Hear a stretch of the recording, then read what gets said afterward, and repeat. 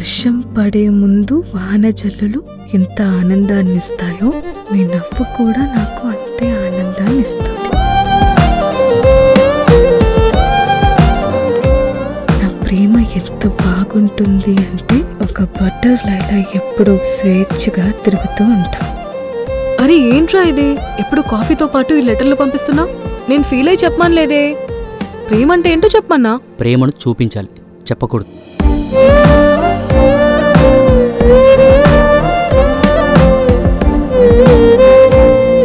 I'm impressed రా. Bye. ఓయ్ ఎక్కడికి?